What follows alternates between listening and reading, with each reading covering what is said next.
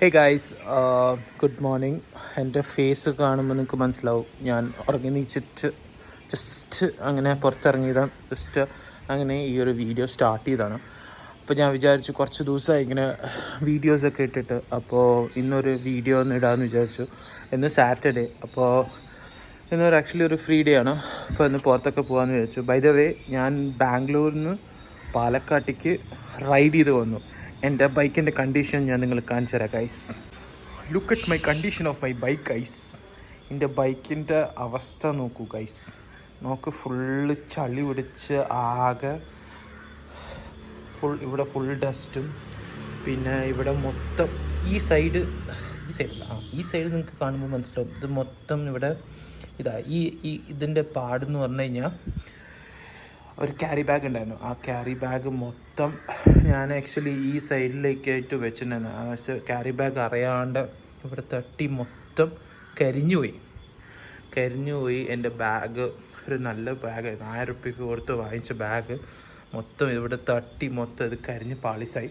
അപ്പോൾ ഉള്ളിലത്തെ ഐറ്റംസ് ആകെ എൻ്റെ പേഴ്സും കുറച്ച് കാർഡും എല്ലാം കരിഞ്ഞുപോയി. അല്ലാണ്ട് വേറെ ഇഷ്യൂസൊന്നുമില്ല. പക്ഷേ സൂപ്പർ സാധനം. ഓൾമോസ്റ്റ് ഫ്രം മോർണിംഗ് ഞാൻ 5 o'clock പുറപ്പെട്ടിട്ട് ഓൾമോസ്റ്റ് ഞാൻ ആഫ്റ്റർനൂൺ ഒരു 12:30 എത്തണമെന്ന് ഞാൻ 2:30 എത്തി. ഞാൻ കുറച്ച് ബ്രേക്കൊക്കെ എടുത്തിട്ടുണ്ടായിരുന്നു. അല്ലെങ്കിൽ it was a very good ride. കുറച്ച് ഇടുപ്പ് വേനയും കുറച്ച് കാലുവേനയും മാത്രമേ ഞാൻ എൻ്റെ ബോഡിയിൽ ഞാൻ പ്രതീക്ഷിച്ചുള്ളൂ ഉണ്ടാവുമെന്ന്. അതുപോലെ വന്നു ചെയ്തു. പക്ഷേ it was a very good ride from Bangalore to Palakkad. Almost ഒരു 389-400 ആ റേഞ്ച് കിലോമീറ്റേഴ്സ് ഉണ്ട്. അപ്പോൾ that was a very pretty good ride.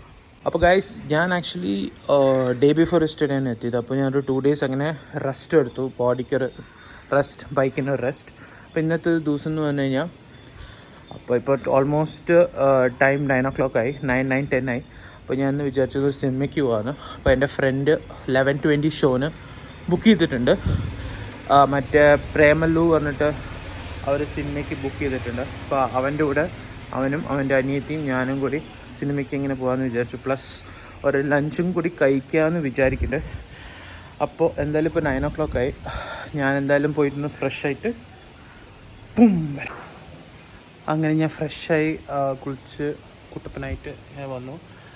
അപ്പോൾ നമുക്ക് നമ്മുടെ ഫ്രണ്ടിന് വേണ്ടി വെയിറ്റ് ചെയ്യാം. അവൻ കാർ എടുത്തിട്ട് അവൻ വരുന്നുണ്ടാവും. അപ്പോൾ നമുക്ക് നമ്മുടെ സിനിമ കാണാൻ, പ്രേമലു സിനിമ കാണാൻ വേണ്ടി നമുക്ക് പോവാം. ഇതൊരു അടിപൊളി തിയേറ്റർ എക്സ്പീരിയൻസ് ആണ്. നിങ്ങൾ ഈ പടം പോയി കണ്ടേ പറ്റൂ.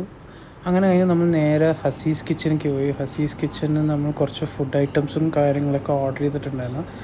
എനിക്ക് ആ മൂവി കണ്ട ആ ഒരു ഹാപ്പിനെസ് ഫുഡിൽ അത്ര എൻജോയ് ചെയ്യാൻ പറ്റില്ല. ബിക്കോസ് എനിക്ക് അത്രയും ചിരിച്ചിട്ടാണ് ഞാൻ ആ മൂവി നല്ലപോലെ എൻജോയ് ചെയ്തിരിക്കുന്നത്. അപ്പോൾ നമ്മൾ ഹസീസ് കിച്ചൺ വന്നിട്ട് നമ്മൾ 3 ചിക്കൻ ബിരിയാണിയും 2 ചിക്കൻ കട്ട്ലറ്റും ചിക്കൻ ഫ്രൈ ഓർഡർ ചെയ്തായിരുന്നു.